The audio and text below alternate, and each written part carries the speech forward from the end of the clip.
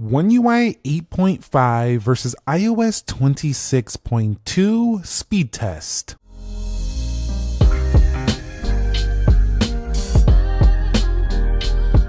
So what is up, guys? Nick here, helping you to master your technology, and let's go ahead and begin the speed test with a boot up. We are going to be using the S25 and the iPhone 17 for this battle. Let's go ahead and begin in 3, 2, go. And these are kind of like the latest, best standard flagship phones. The S26 is around the corner, which will compete even more, maybe even surpass iPhone 17 even further. Let's go ahead and see what happens here on the boot up, though. I do believe the 17 might take this. This is beta software on the left, but no, the S25 actually took this even on beta software. And one of the reasons why I wanted to compare this, even though this is the original first beta, is that the software is already running pretty quick and nice. Usually Samsung doesn't release horribly laggy beta software, is what I've noticed over time. One of the things about the beta software here for the Samsung is it always gives you this notice right when it turns on. They're just letting you know that this is a test version, unexpected errors may occur, but since it's a test version, let's go ahead and test it. We'll go ahead and do the general navigation though, and it's been actually rather nice here.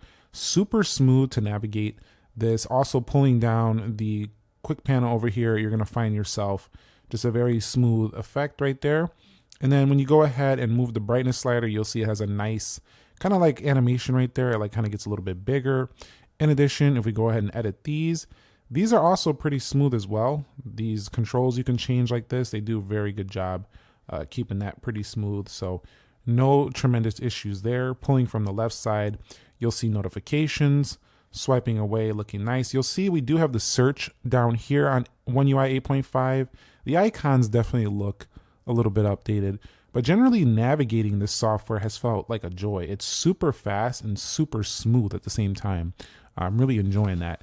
Now over here for the iPhone 17, they've improved the smooth factor with the 120 Hertz on this model, but generally iOS 26 feels more smooth to me than fast. So I'm not saying it's smoother than the Samsung, but what it does do is it just feels like they're more focused on visual effects. Like when you fly in here on the lock screen, you'll see the speed of it is more trying to look pleasing. But if over here on the Samsung, when we go ahead and unlock, you can actually see that they do have an animation there as well, but it does seem a little bit snappier to get in right there. This one is a little bit slower to fly in on the animation. So let's go ahead and do it one more time.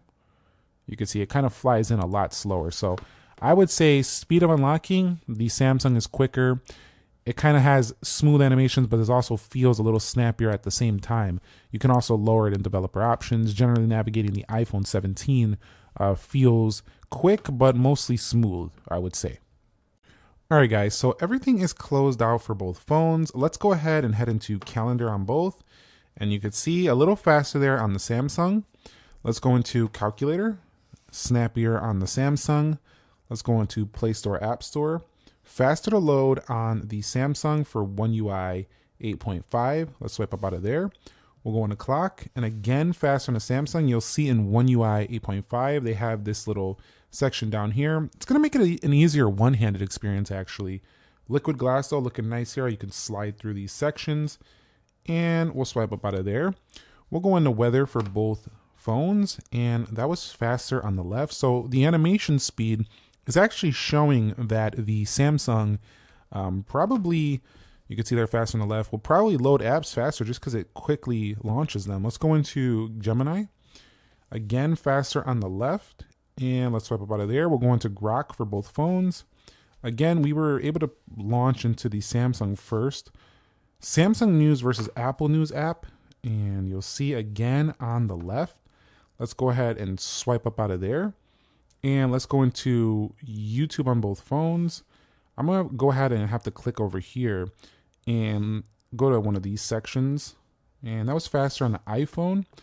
Let's go ahead and do that again. How about we go to shopping here on both phones? And kind of the same. Now, Samsung still has this really fast scroll. iPhone a little bit slower. But generally, I would say they both kind of perform the same within YouTube. And let's go to Amazon on both, and you'll see Pretty close. I think it was the Samsung, but very, very close there. Let's go into Dead Trigger 2 now. And this is kind of impressive for the Samsung because it's been out for a long time by comparison to the 17, several months ahead, and it's still performing like this. And honestly, it actually feels to me a little snappier and smoother on One UI 8.5. But the iPhone says sit down when it comes to this casual game Subway Surfers. Let's get up out of here.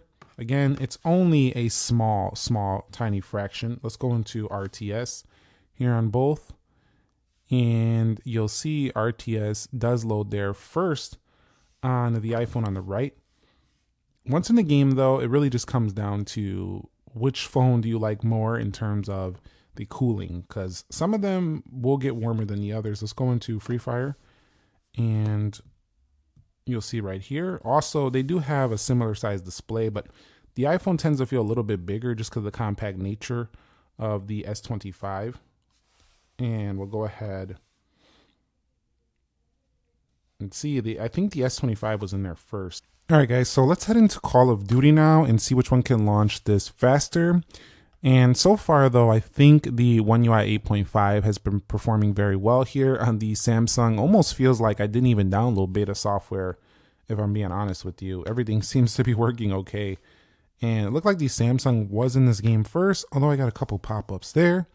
It generally tend to be a bit quicker. Now, in gaming performance, they're going to be fine as well. These phones are powerful flagships. After all, let's go ahead and swipe up out of here. We'll go into 3D Mark for both phones, and that was faster, I think, on the iPhone. Let's swipe up out of there and go into Speed Test Net. Faster on the iPhone.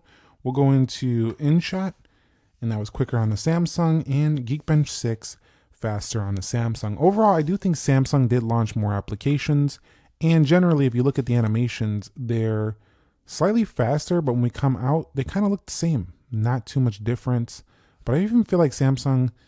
Let's go ahead and swipe out the same exact time.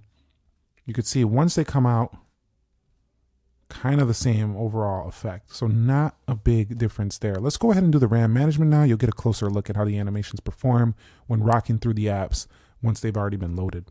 All right, so here we are on the Samsung. Now what I'm looking for is no blinking effect. That was happening on the previous versions.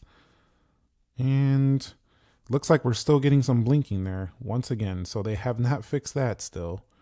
Let's go ahead and go over here to that, and looking pretty good so far, except that blinking still happened there on those game apps. I wonder if that's related to those games and not the phone itself. Let me know your thoughts down below. Let's go ahead and take a look at the iPhone here and see how this does. What I notice here with the iPhone is that it tends to still look smoother when it comes to going through these. See, there's no blinking there on the applications. A couple of reloads here happening already, though. Really strange. I mean, we do have 8 gigs of RAM, but still, we shouldn't be reloading this early on 8 gigs of RAM. But we are. Oh, no. It looks like the iPhone started shutting a lot of things down. So, but it's funny because it still kind of like goes through the app smoother. And this is not related to beta. This is looking the same as what it was even on the One UI 8 official version. So, I still think Apple does better when kind of like flipping between the apps. I think Samsung still needs to work a little bit there. It's really good compared to before, but I am finding that just kind of like when I'm app switching, it just seems a little smoother here on the iPhone still. But the Samsung does better at holding those applications open because you've seen that pretty much everything was held open on the Samsung. So, but you see when I kind of went there through these apps, there was like a little pause there in between. Over here on the iPhone, let's go ahead and look at that one more time. You'll see no pausing there, no hesitation whatsoever. So let's just showcase that one final time before we get up out of this section. There's just a little bit of a stutter sometimes. It's kind of rare, but I find the consistency still slightly better on the iPhone. Hopefully One UI 8.5 continues to refine and polish and get even better over time. It's been overall pretty good on both these phones though. So let's go ahead now and launch the cameras on both phones in 3, 2, go, and see what happens. So looks like iOS 26.2 is faster to launch the camera. We'll go again, 3, 2, go. Yeah, still faster to launch the camera on iOS. Shutter speed Still, I think a little snappier on the iPhone. So it doesn't look like this has gotten much better. The zooming, you can see right there when I'm zooming in, there's like a delay there when I jump over to the 0.6x. You see that jump right there? I don't like that. So let's go ahead and look over here. You see how smooth that is when rocking through? Now this seems like nothing, but when you're pulling out your phone real quick, you're taking a photo, you want to quickly snap over to the ultra wide, there might be a split second delay and that's not going to look nice. I'll show you what I mean. So let's go ahead and hit this. Double click right here.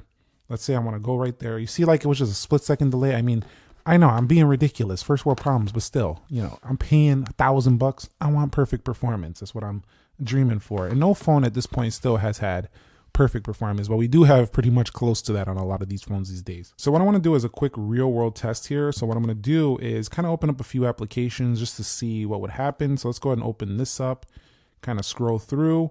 We're just going to pop over here into the clock. I'm going to go ahead and click something, maybe see what we can do with these time zones. Go here, click remove, swipe up out of there. Let's go ahead and resume this game in 3, 2, 1, kind of see what happens here. And so you can see, even with all this stuff going on, the Samsung's not having no issue. So if you want to go ahead and, hold on, if you want to go ahead and use this phone right now on beta, it definitely works just fine.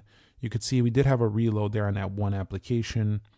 If we go over here, that's fine. Swiping through, no substantial issues. So any real world tasks you want to do, it seems to be fine here, even on the beta. Let's go ahead and take a look at how the iPhone looks here. So we'll start over here in news, kind of swipe through. We'll swipe over here to calculator, and you can see it's going to do pretty well. And it feels like I'm almost using the same phone in terms of performance and feel, just with different software. That's how close these devices have gotten these days. It really just comes down to, and this one reloaded the entire game, it really just comes down to which phone you want to use.